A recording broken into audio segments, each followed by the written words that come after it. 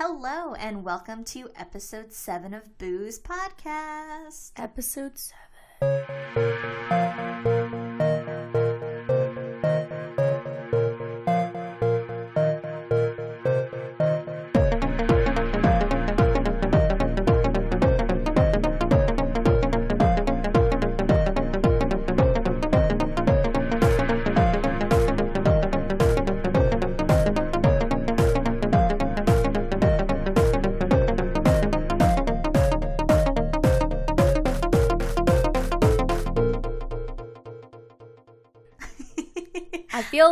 I thought it was episode 3. Time goes by when you're having fun. I know. It's gone by quick. It really has. Well, I'm Sam. And I'm Ollie. And thank you for tuning in for another episode. Ollie, what are you drinking? It's a Moscato, and that's as much as I can say. But it's not one of those $3. I'm not knocking down $3 Moscatos, but they're just a little syrupy for my taste. But I got us a bottle of, what is it? Alana. The main thing about this Moscato is it's a Halloween edition, and it has Sparkling. pumpkins. And if you peep our Insta, then you'll see a picture of it with Sam's beautiful cake. Message her if you need a cake, Halloween cake, because it was fantastic. Thank you. Yeah, we both did something for each other for celebrating our official launch. A little late, but we're just celebrating. For you guys, it's episode 7. For us, it is oh yeah, we have stuff launch in our day, back pocket. Yeah. Yeah, so yay, it's out, it's in the world. I mean, you guys, it's old news to you guys, but it's very new to us. It still is. It's been months for us. Yes, since July. It's just since July, really? right? I think that's when we got together the first time.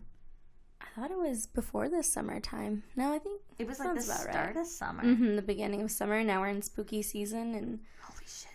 Thank you guys for taking this little journey with us, and thank you guys for all the support you've given us and just listening. It means a lot to us. Yes, and shout out to our Mexico listener. Whoever you are, send us a message. Our 23% in Mexico as of today. Oh, really? Yeah. I haven't checked that. I don't know who the hell you guys are, but you guys are the best. So thank yes, that made me so excited when I saw Mexico. I was like, oh my God. I'm like, who's listening in Mexico? International. It's like one of my relatives, maybe. I don't know. Or mine, one of my many. Speaking of relatives and families, guess what I found out? Oh, yeah, I've been waiting for this. So, I Give have me the tea, to girl. go back to my text messages because there's a lot to shift through. My family doesn't know a lot about our roots and stuff like that, but what we do know is pretty juicy. Okay, so remember how you did your story on the Narco Saints? Mm-hmm. So my grandmother was actually from Sinaloa. Oh, really? Mm-hmm. And one of my family members was a very wealthy businessman and drug lord. Okay, you said businessman, and I was like, oh, okay, Well, quote the unquote. air quotes, yes. And his son was actually kidnapped and killed. Oh my goodness. All right, I don't have any names because, like I said, my family doesn't really keep in tune with all that. I'm trying to dig through. But another one was supposedly killed for being in the drug trade, and I had another family member who mysteriously drowned, and they never found his body. Oh, wow. So I'm going to be doing some shifting and trying to figure out who the hell these people were and their names and stuff like that, because I am curious. Yeah, and especially in that area, I feel like that happens kind of often. A lot of people share similar stories. So yeah, please look into it, and if you find out more, we can do an episode and you can share. And other people may know somebody who knows somebody, or have experienced family members being kidnapped and lost, or lost in the drug trade and all that stuff. It's funny, my grandma would always get phone calls from people to calling her house saying, we have your nephew. If you give us $3,000, we'll return him. And he's sitting at the dinner table, just eating. What's yeah, up? And she's like, no, y'all can fuck off. Yeah, that happened with I think Matt's grandma or something. Someone called and she was all freaked out and she was calling family members and they're like, it's a scam. No, don't. Don't fall for it. People are shady, man. Oh yeah, so shady. Call your family. Remind them that you're not or let them know you're safe and not kidnapped. Check in with them regularly. Because if you go missing or something, there's so many stories of people that they don't realize for months because they don't keep in contact. That I don't understand. I'm thankful and grateful that I have friends who are weird, and I check your iPhone location. Yes, they do. And if I'm somewhere weird, they're like, "Hey, girl, what are you doing over here?" Or like, "It looks like you're in a field. What are you doing?" I'm like, "Oh, I'm like in Sonora." Or your mom. She's always calling you. Like, she's always calling. Keep it in touch. No, it's always here when we're recording. She calls all the time. I'm like, "Mom, please." She's like, "You haven't answered." I'm like, "Yes, I'm recording." Oh yeah, she knows you're here. Yeah. And then like if I call her, she'll be like, "Sorry." She like whispers as if like we're recording right now. Yeah, or if we could hear her. Aw. It's so cute. Thanks, Mom. So, did you want to go first this episode? Oh, wait, no, sorry. I have a reminder on my phone that I'm supposed to ask you about Matt. Right. Okay, so we saw Scary Stories a couple of weeks back, right? Mm-hmm. You've seen it too by now, right? Yes. Okay, so you know the main kid with like the kind of curly hair or whatever. Mm-hmm. Matt, as soon as we got out of the movie, he goes, "Why does that remind me of like a younger Gabriel?" Oh my God, Dakota! My little brother said the same thing because we walked out of we were talking about the movie. Like every time we watch a movie, like the group analyzes it and discusses it, and we each give the rating. And Gabriel was like, I forgot his name, the Mexican kid. Raul. I don't want to say Raul because then I'm going to sound racist. wait, time out. I need to look it up because it's going to kill me. Let's see. It was Ramon. Oh, I was close. Wait, would you say Raul? Raul. Okay, that was close. Played by Michael Garza. He's like, Ramon was hot. And I was like, yeah, I felt the same way, but I didn't know how old he was, so I didn't want to say anything out loud. He's 19, so it's okay. It's okay. From Plano, Texas. That's cool. And he was in the Hunger Games. Oh, that's right. Mm-hmm. I don't remember his part, but he was in there. He was there. Yeah, only 2 movies, but that's okay. More than me. But yeah, and then Gabriel Dakota was like, "Yeah, you look like Chuck, the curly-haired kid." And he's like, "What? No." And then after we Googled all his pictures, we're like, "Oh, yeah, we could see it." Yeah, Matt said that, and I started dying laughing. I'm like, I have to tell her. He's like, "Why are you calling me out like that?" I'm like, "Because it's true." It's funny. Making you wait for that little comment. I know, 2 weeks. I set a reminder on my phone so I wouldn't forget. You sent me a screenshot and you came through with it. Mm-hmm. So yeah, so let's do this thing. All right. So what do you want to go first? Is your No, that was like a throat noise. You sound like a frog. I opened my mouth like a frog too. Oh my God, so sorry. I was afraid to bring a bottle of Moscato because one time we had a bottle of wine or we did something and I felt like I just didn't feel on point. Like I was laughing and I don't even remember what I was talking about. I think that was our first episode. We drank way too much. No, the first episode was fine. And then the second episode, we're like, well, let's loosen it up a bit. And then we drank, I don't know what we drank. And we were just like, oh my God, no not more. Again. So, but no, I'm not a lightweight. So I don't know. It's my throat. Just my throat. Oh, man. Well, is your story all long? Right. Okay. Yes. All right. I'm ready. Yeah. It's not. It's really not. So my story is very personal. Well, I don't want to say very personal, but kind of personal and very local. Okay. So way back in the day, I remember me and my grandparents would always take long road trips and they would take me everywhere. And, when I got bored, I'd always ask people, to tell me a scary story. Mm-hmm. So I asked my grandpa one time, call him Papo, like, Papo, tell me a scary story, which he has tons of them. Aww. So eventually want to sit down and record him telling some of those stories. And I think that would just be special to have an episode of, like, our grandparents, like, sharing things. Well, your grandparents, because mine are dead, but... Oh. Well, my grandparents. You can have them, too. We can share grandparents. Aww. Except for my grandma. She's a little mean. You probably don't want her. But he told me a story one time, and this is how the story goes. He said, long time ago, here around, I don't remember what he said or where it was exactly, but he said that this woman went to a dance hall, and she started dancing with this really attractive man, and they were dancing and dancing and dancing the night away. But then, and he like told it like he knew people that were there, and it was around town, and then he said, but then woman looked down at the man's feet, and his feet were chicken feet.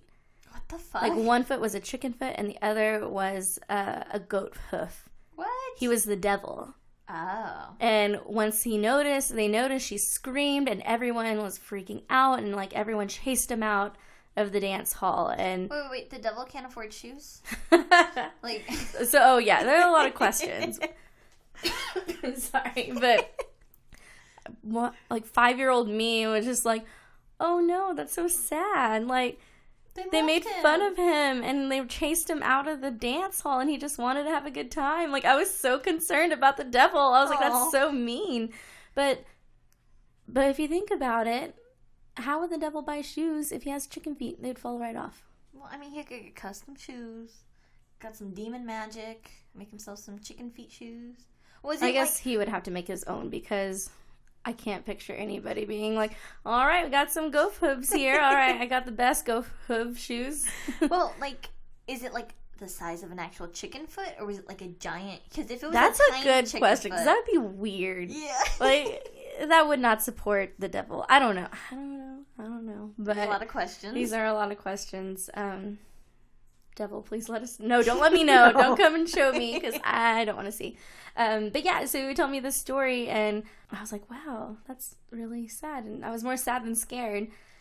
And then later on, like years later, after we started doing this podcast, I think I've stumbled upon the same story. Mm-hmm. So I started to look into it. I'm like, okay, like, where does this come from?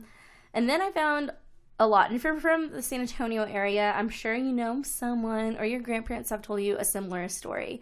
Because the interwebs claim that this actually happened and that they have accounts of it. Ooh. So let's dive into it.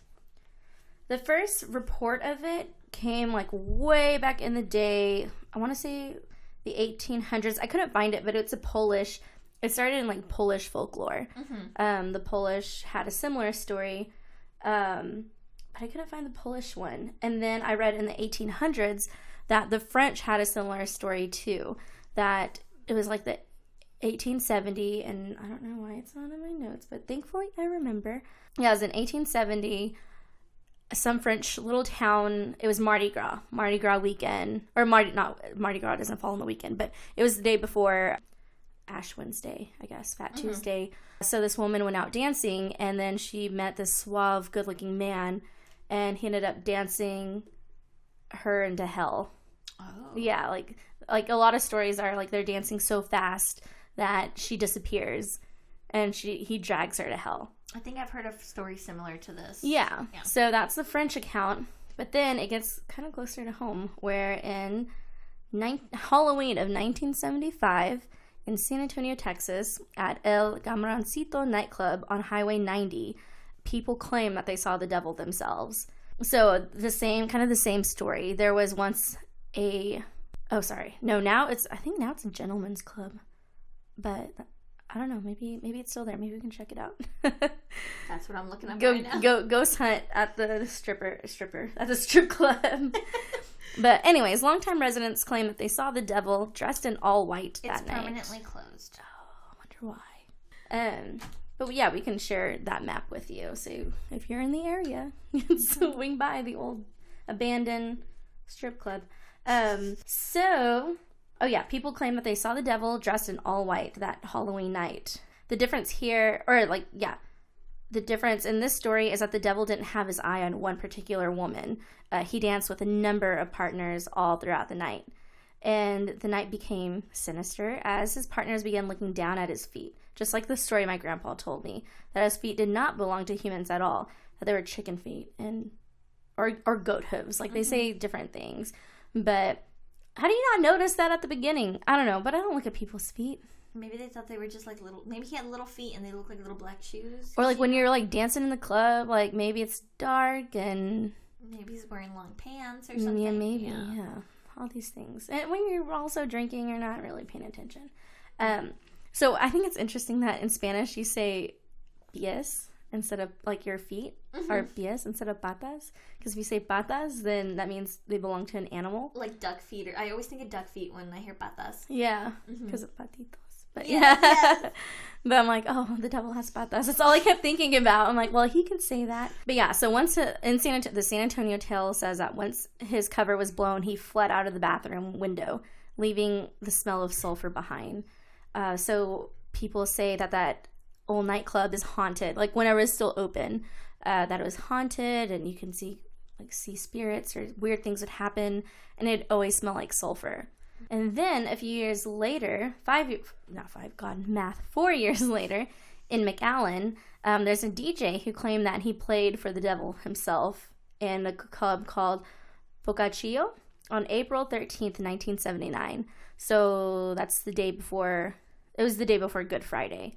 Mm-hmm. It was kind of similar to the French story, celebrating kind of like the Holy Week, but towards the end. But this story is slightly different, because it was specified that it was a woman who defied her family and went out clubbing, as most do when you're visiting your friends or your family on the holidays. Like, let's be real, you don't stay home the whole time. You gotta go out.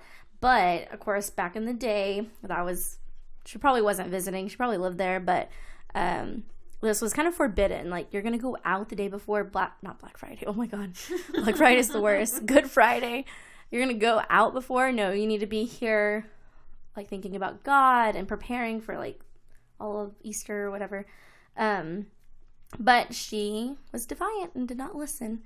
So that evening, an unrecognizable man pulled up in a Lincoln Continental. The DJ said that he had never seen him before, but once the man entered the room, there was a smell of sulfur that burned his nose. The handsome but unfamiliar man swept the woman who defied her family for a night out to the dance floor. He was the best dancer to have entered the club, and everyone took notice. But all of a sudden, screams and shouts came from the dance floor. As the bouncers made their way to the center where the young woman was, they found her completely alone, with burn marks all up and down her arms. So in this story, I guess the devil learned from his first experience that he should probably put some shoes on, because they did not claim that they saw the hooves and the chicken's feet. He learned. Mm-hmm. Not even the devil knows everything. So he makes bad fashion choices too. When was this account? This was in 1975. Okay. On April 13th. And then the one prior was 1975 Halloween in San Antonio. So as the bouncers went to go see what all the ruckus was about, the woman was just completely burned, like her arms where he had touched her. Mm-hmm. The man was nowhere to be found. So they say it was kind of impossible for him to escape, because they would have passed him like running towards the door, and the doors were really heavy because of the bouncers were probably like the only ones who could like push it open and close it to make sure people or the devil doesn't get through. But yeah, he was nowhere to be found, and no one recalled ever seeing him leave. News spread like wildfire, and the next day, there were crowds that showed up to the club to see if they could get a glimpse of the devil himself. They had a good... Oh, yeah. Some people... Yeah, they did mention that in a few articles. They're like, oh, well, maybe it's like a marketing thing. Like, that's really smart. Yeah. And then... So, yeah, there are similar stories around Texas, but the main ones are, of course, in San Antonio and McAllen, where people say that they were there. And then there's an article by Mark Glazer. Keep doing that. The wine glass, who teaches at the College of Arts and Sciences at the University of Texas Pan America in Edinburgh, who wrote a published article about it's called El Diablo and El Change, Tradition Chicano Legend. So he kind of collected all of these stories in the McAllen and Edinburgh region, and not just about the devil, but of folklore in general, and found like a big portion of folklore was about the devil. Mm-hmm. And then like a significant percentage of that, like 30% of those stories were about the devil at the club. So a lot of people were talking about it, and it really shapes kind of like the culture. But as most folklore goes, you kind of recognize that there's a theme. There's a message that they're trying to send to people. So, Sam, what do you think that message is? Stop going out clubbing. Yeah. Sort of like telling young women, like, you need to stay home. Don't defy your parents, because if you do, the devil's going to come and dance with you. Be a good housewife, Bill. Exactly. So, yeah, that theme was brewing up like when the French were telling it, like, you need to be a good girl and stay at home and don't, especially during I think the holidays that they chose to tell it was significant, like the holy holidays, except for Halloween. That just sounds fun. I think that's to scare them, because Halloween's supposed to be considered, like, all the witches and all the dead people and Satan and... Yeah, like the portal, like, opens and it's evil. Let's see, there was something else I was going to say about that. Can I tell you that this story just dislodged, like, a really deep memory? Oh, yes, tell me. So I remember when I lived in San Francisco, I was with my dad, and we were going grocery shopping, and I remember, like, the street was empty. It was just my dad and I. We were stopping at Rayleigh's or something to go pick up some milk. It was late, and I know I was younger. I was maybe 8 or 9. I know I wasn't a teen yet. Mm-hmm. And there was a man, like, the street was dead. It was just my dad and I on the street, and normally in San Francisco, even at night, it's busy. There's always cars. And this man was, like, in a full white suit with a cane, and he was walking on the other side of the street, but I could hear, like, an echo of, like, footprints. It almost sounded like hoof. Oh. Like, the sound of hooves on cement. And I remember my dad rushed me inside really fast, and that's, like, never said anything else about it. Do you think he'd remember? I have to ask him. I don't know if he didn't even see him or not, because I was so focused on him walking, because I could hear the sound just echo. Like, I can just picture it, like, clear as day, and, like, hear, like, the sound of his feet. I don't know. I would have to ask him, but oh my God, I totally forgot. You totally dislodged it when you were talking. That's and I crazy. was like, hold on a minute. So, I'm going to have to ask him, and I'll get back to you on that. Yeah, please do, because apparently the devil likes to wear white suits. That is so creepy. That's not what I'd expect. No. And I'm just, you said, like, different feet, and, like, the fact that I could hear echoing of, like, hooves is what's creeping me out That now. is like, creepy. Ooh. Yeah, I'll get back to you on that. Yes, please do. I'm really interested now. Your story just freaked me out. Sorry. Pour more wine. Well, that would mean he learned because he was wearing shoes. So yeah, that's true. But maybe, like, since it's the devil, you can still hear... Yeah. Like, it follows him. Maybe or it's something. Like a false bottom, so he's more comfortable. It's just like a little boot cover. Yeah, it's like a cover. It doesn't have a sole because the devil doesn't have a soul. Oh God! Stop! Get out of here. Oh, but yeah. Anyways, yeah. So the article that I found was really cool about the cultural change in Chicano legends, because it said that bedtime stories such as these were traditionally told by fathers and grandfathers. I'm like, They just want their daughters to stay home. Exactly. But the way my grandpa told it wasn't like, ooh, it's scary. Like, it made me sad. I'm like, oh, poor devil. He just, no one understands him. Trying to have a good time. But yeah, no, I just wanted to talk about that story and see if anybody else has heard that similar story, or do you have, like, a tia or tío who was there at the nightclub? Like, please tell us. That'd be so cool. Please. Yeah, it's a shorty, but a goodie. It's interesting. That was mine. I just wanted to tell you about that. It shook me to my core. I know. Thanks a lot. At least we're doing this in daylight and daytime, and maybe by tonight you'll forget about it. We'll see. Well, don't forget, so you can ask your dad. Oh, I know. I'll text him. Awesome. So, you know how last week I asked you to pick a story? Mm-hmm. Okay, you're going to pick one again. Okay. I was like, where are you going with this? So do you want to hear the mystery that I didn't tell you last week? Or do you want to hear a hometown cold case?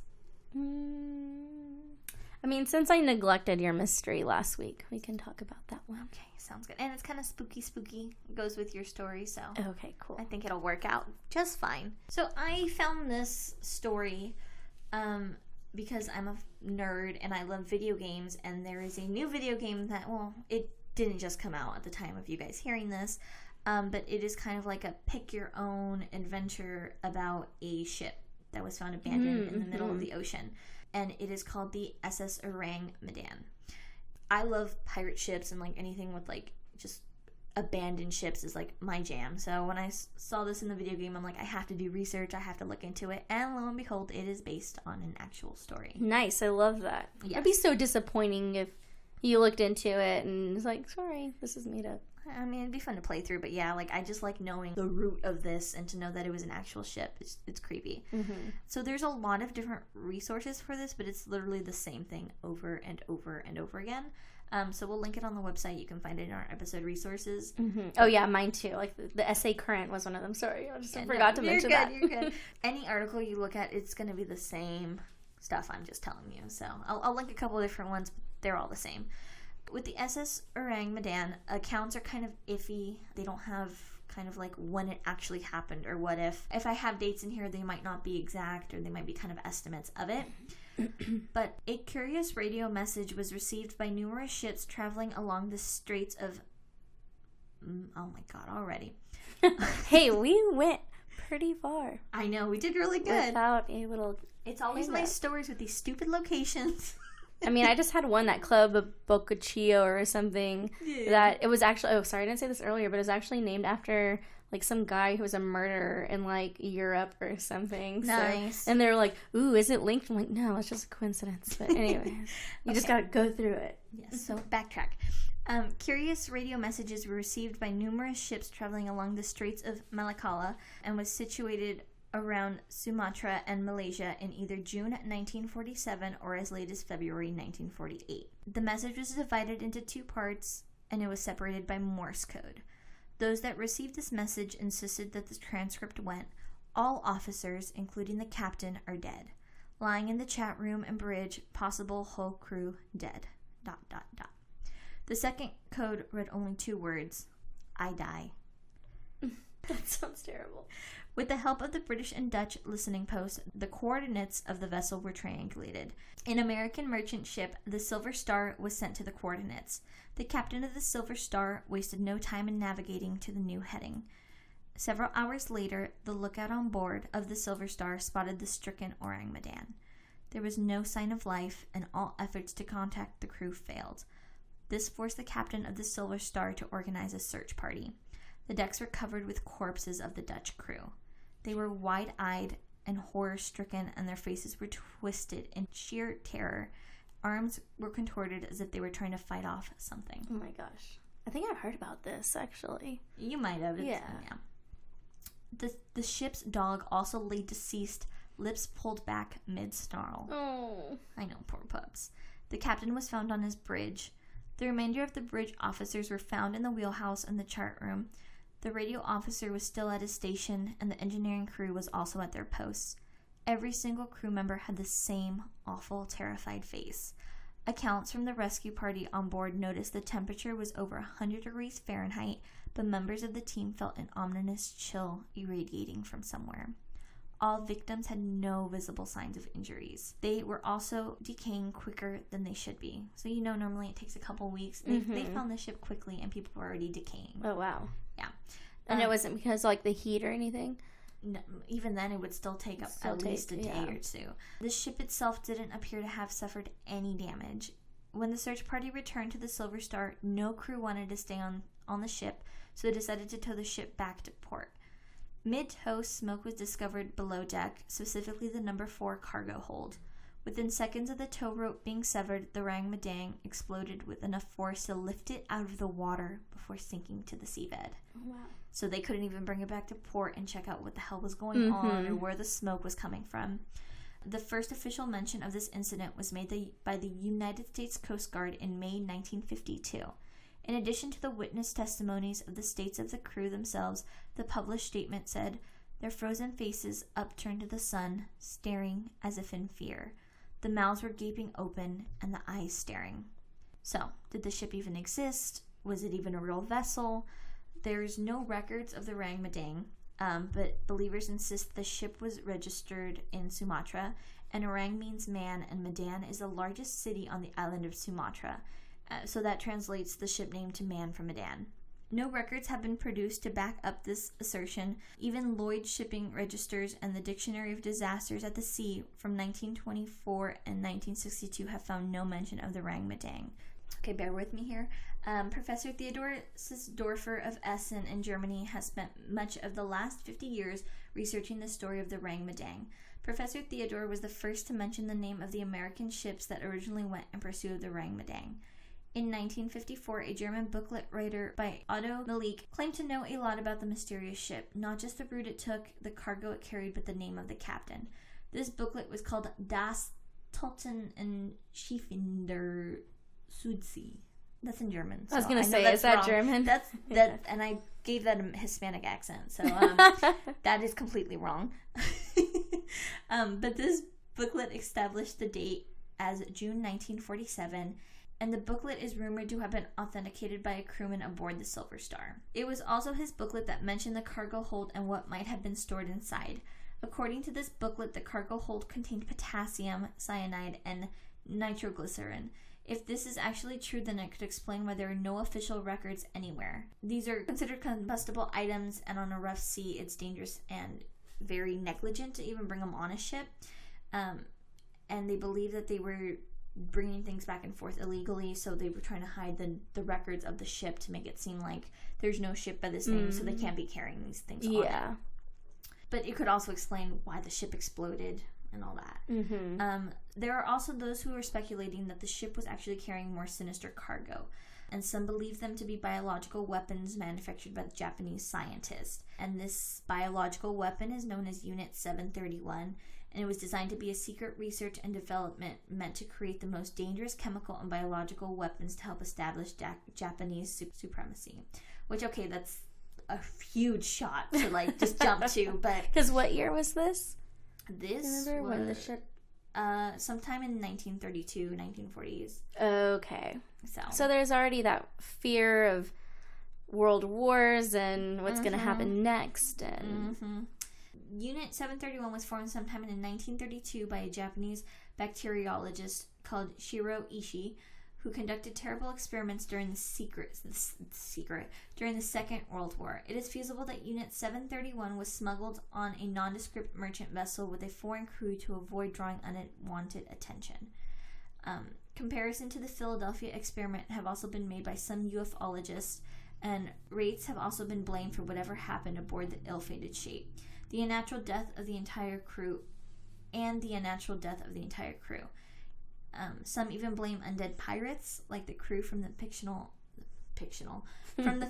Black Pearl. That's what I think of when I hear about the story, or when you started reading about it. I was like, ooh, that reminds me of Pirates of the Caribbean. What is it? Not Blackbeard. What the fuck's his name? Davy Jones. Davy Jones.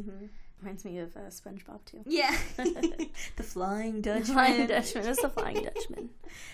So was the tragedy of the SS Orang Madang a genuine event, or just a mariner's seafaring tale? Ooh. Just the fact that they found them with faces that are shocked and contorted. Yeah. That's where it gives it could be something else. Something that we can't explain. Yeah. Well, obviously they couldn't explain it, so... Well, the ship exploded and they couldn't take it back and search. I'm thinking if it was, this biological chemical weapon, maybe it spilled and it caused their bodies to, like, seize up and contort. True. If there was something like nuclear, but then they would be able to find any kind of nuclear, like, waste around, wouldn't they? Well, back then, I don't really think that was something that they could find out. Yeah, because everything was still developing and all that. I mean, when did we get DNA testing? Like...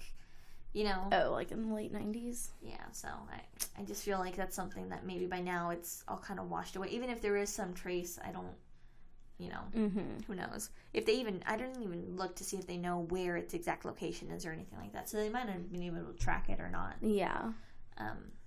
That's really cool, though. That's a good story. Yeah, it's creepy. Oh, there's nothing more that terrifies me than the open ocean.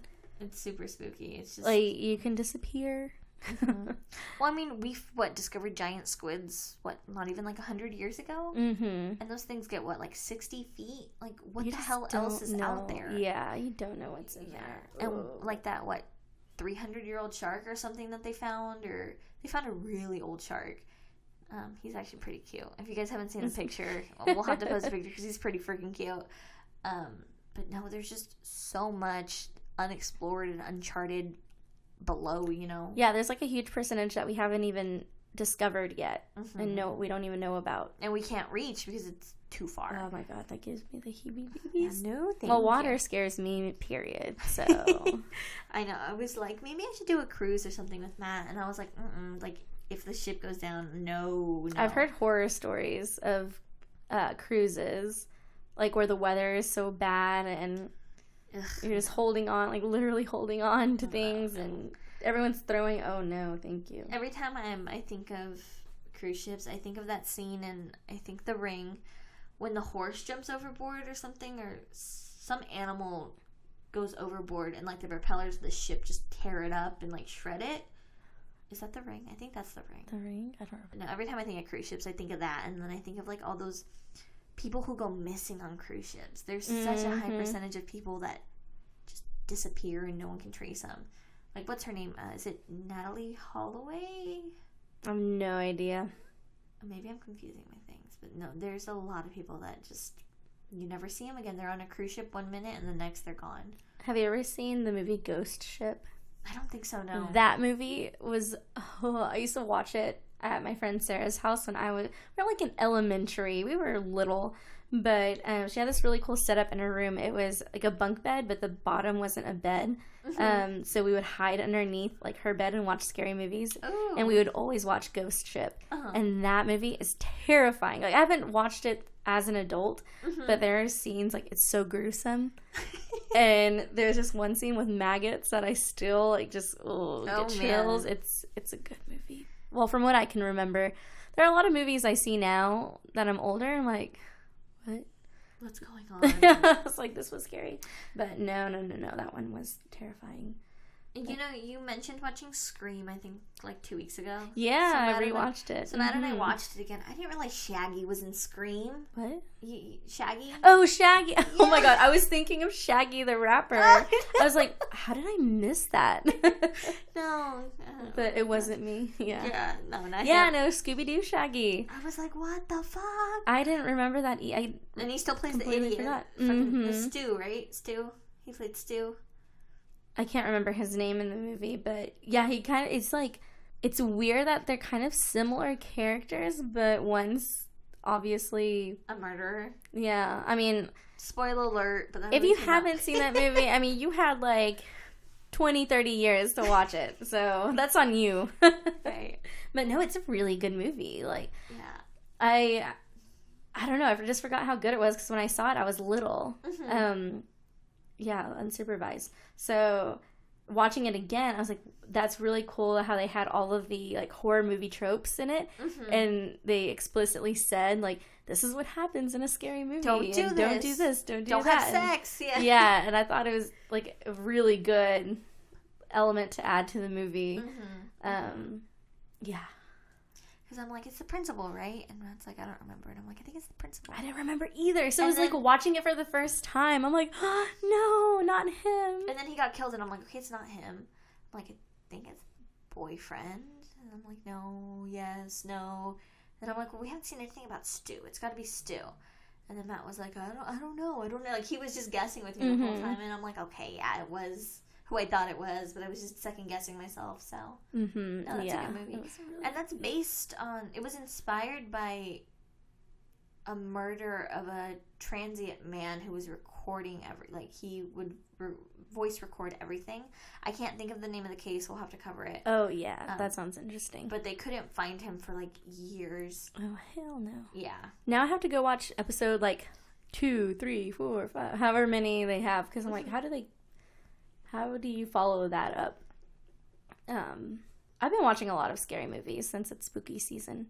So we actually had a message from a listener. You probably have the message about the Saints asking about... Oh, yes. But we had a listener reach out to us in regards to Saints. Throwback to our first episode. Yeah. So she was asking for the saint of good fortune, good luck, good fortune, all the good things. And I looked it up and did some research, and there are quite a few, just depending on if you want to stay in the Catholicism realm or branch out to more spiritualistic forms. But for good fortune, the saint is Judah, or pronounced Judah, or Jude, Saint Jude. But this is supposedly for hopeless goals and situations. Yikes. So if you're desperate, Jude is your guy.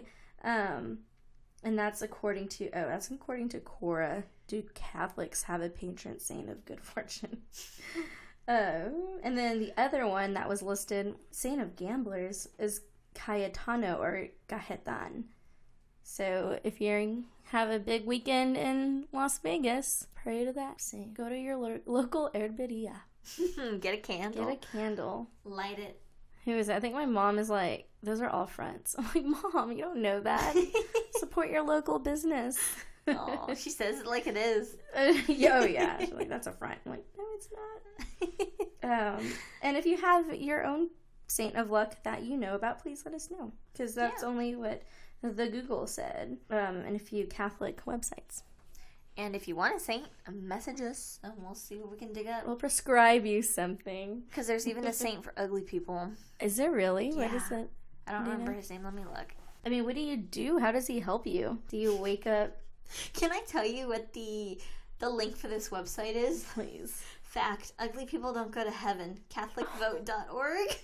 Catholic what? CatholicVote.org. .org. See? If you're Catholic and you have kids and you have the little picture book of saints, you know the one I'm talking about? It's in little paperback where each page is devoted to a particular saint with a colorful illustration and brief story of their saint's life. Saint's life. Oh my God. I was like, what are you reading? Catholic Vote? That's rude. Yikes. Let's see what else they say. Oh, speaking of that, this is kind of not spooky, but kind of related to Catholicism. I was getting my nails done and I was logging my period on my period calendar app. And my stepmom was like, oh, you have the calendar? And I'm like, yeah. I like to keep track. And she's like, my grandma used to have one.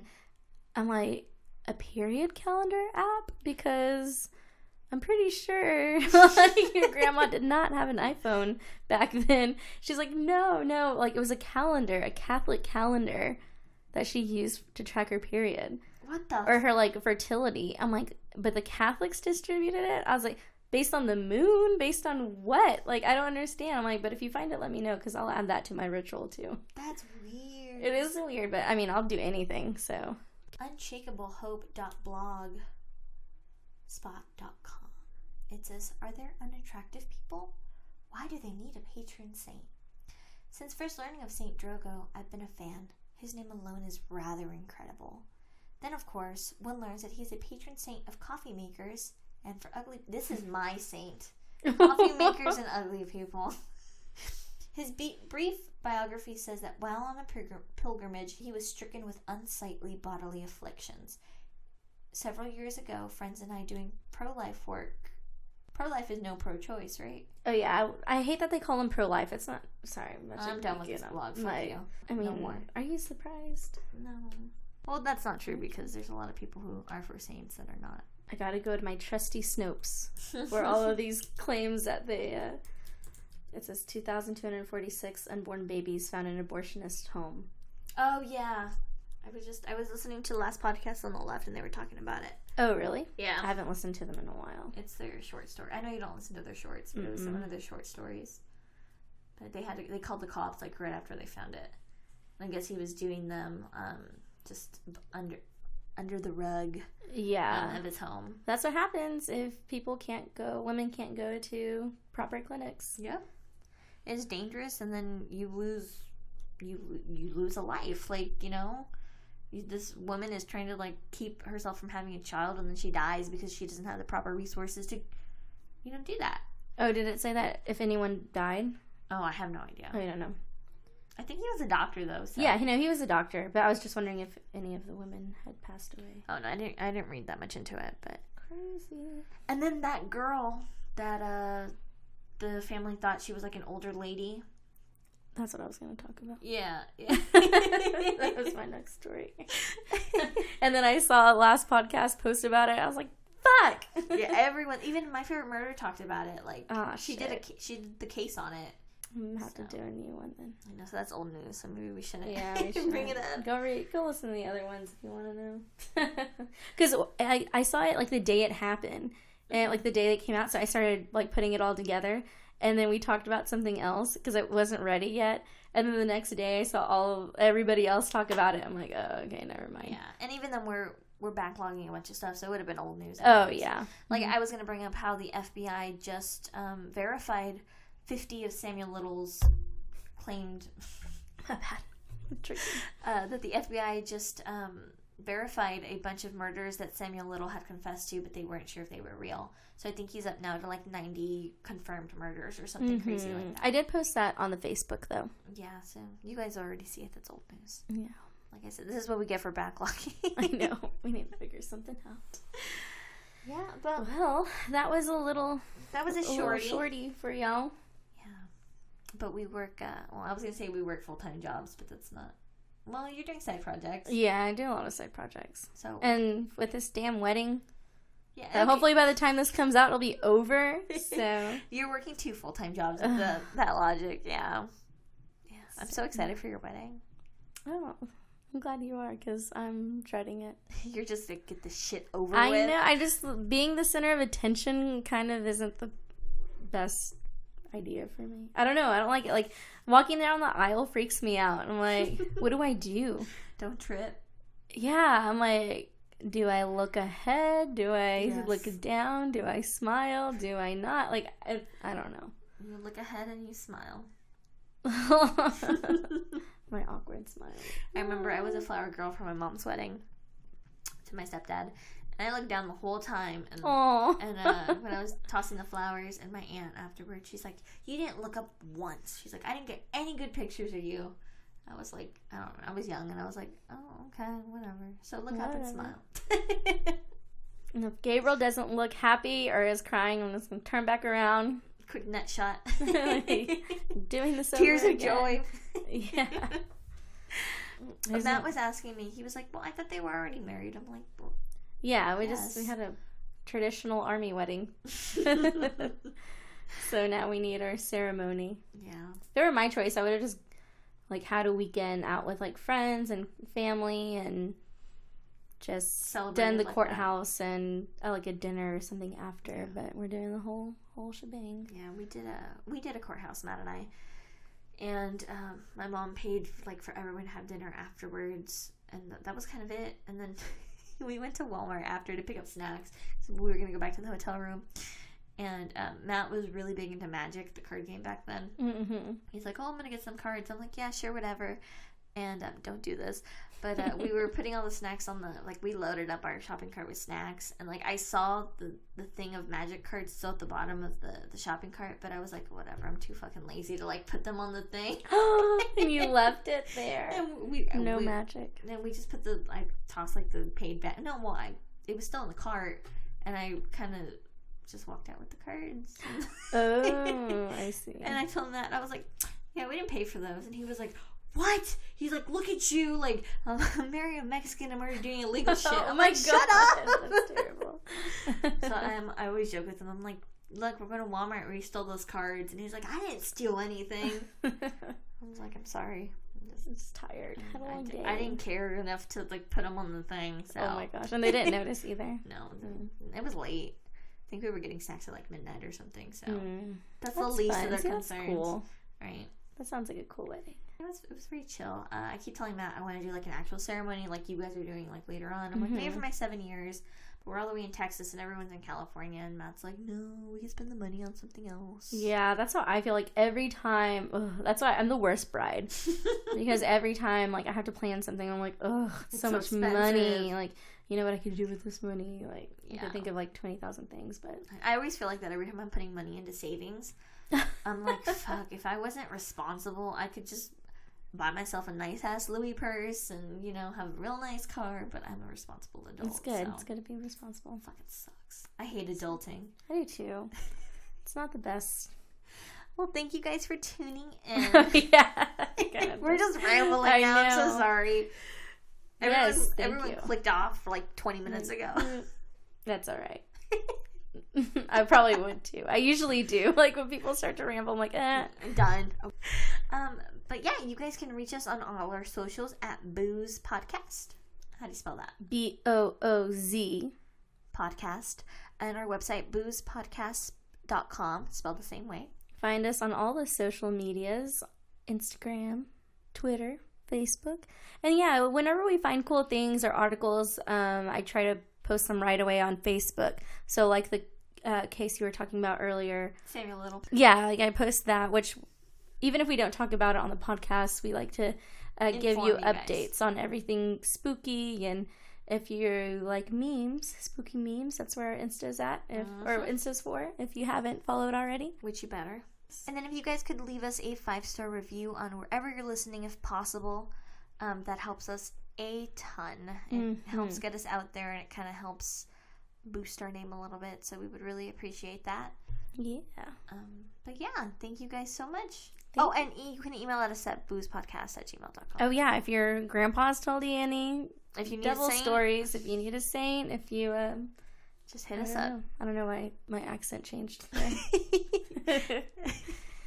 But yeah, you calling them on back now. Oh, that's what it sounded like. All right, well, that's it for today. Thank you. And talk to you next time. Goodbye. Bye.